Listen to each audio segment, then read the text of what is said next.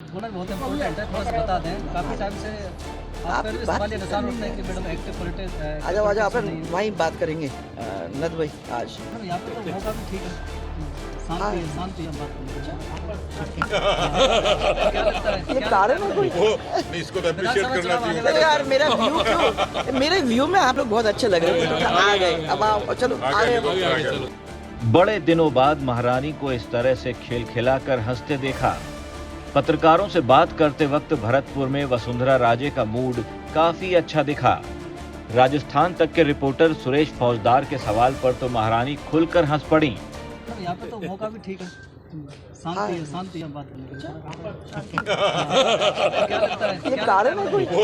इसको तो अप्रिशिएट करना चाहिए। चलो यार मेरे व्यू में आप लोग बहुत अच्छे लग रहे हैं। आ गए अब आओ, चलो आगे। यहाँ पे तो मौका भी ठीक है, शांति हम बात करेंगे। क्या लगता है ये कारण है कोई? इसको तो अप्रिशिएट करना चाहिए। चलो यार मेरे व्यू में आप लोग बहुत अच्छे लग रहे हैं। आ गए अब आओ, चलो आगे। महारानी बात कर ही रही थी, तभी जेपी नड्डा का काफिला पहुंच गया और राजे जेपी नड्डा के स्वागत के लिए आगे बढ़ गईं। वैसे बीजेपी के नेताओं में गुटबाजी के आरोप लगते रहे हैं। पिछले दिनों जिस तरह से बीजेपी नेताओं के बयान सामने आए, उससे तो ऐसा ही लगा मानो बीजेपी में सीएम फेस को लेकर अब खींचतान और बढ़ जाएगी। लेकिन जेपी नड्डा के पहुंचने से पहले ही वसुंधरा राजे, सतीश पूनिया और राजेंद्र सिंह राठौड़ सारे नेता एक साथ दिखे। पूनिया और राठौड़ ने तो अध्यक्ष जी के पहुंचने से पहले ही कांग्रेस की घेराबंदी भी कर डाली। क्या तो लोगों पर मोदी जी के नाम का एक भरोसा बढ़ा है। 14 का वोट एंटी इनकम्बेंसी का कहा गया, 19 का वोट परफॉर्मेंस का कहा गया, लेकिन 24 का वोट जो है वो ट्रस्ट का होगा और इसलिए आज से 23 और 24 इसके लिए पूरे तरीके से संकल्पित है। तीसरा काम है कि जब सत्ताएं होती हैं तो उनके खिलाफ एक विरोध होता है। जो एंटी इनकम्बेंसी है वो इस समय आक्रोश का रूप ले चुकी है। कर्जा माफी के रूप में, बेरोजगारी के रूप में, भ्रष्टाचार के रूप में, कानून व्यवस्था के रूप में, ये तमाम मुद्दे कांग्रेस के विपरीत जाते हैं। हमारे संविधान में आर्टिकल 164(2) के अनुसार एक मंत्री बोलता है तो ये माना जाता है कि पूरा मंत्रिमंडल बोल रहा है।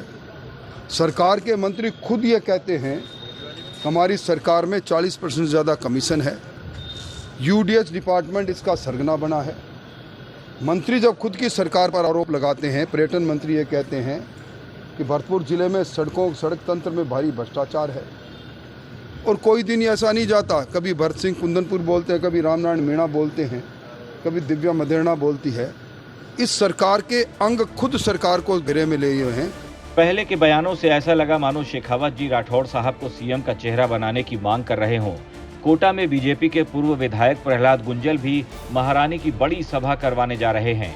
ऐसे में खींचतान नहीं है ये कहना भी जल्दबाजी होगा। लेकिन नड्डा, शाह और राजनाथ के आने से अगर बीजेपी के सारे नेता एक मंच पर पहुंच रहे हैं तो बीजेपी के लिए इससे अच्छा और क्या हो सकता है।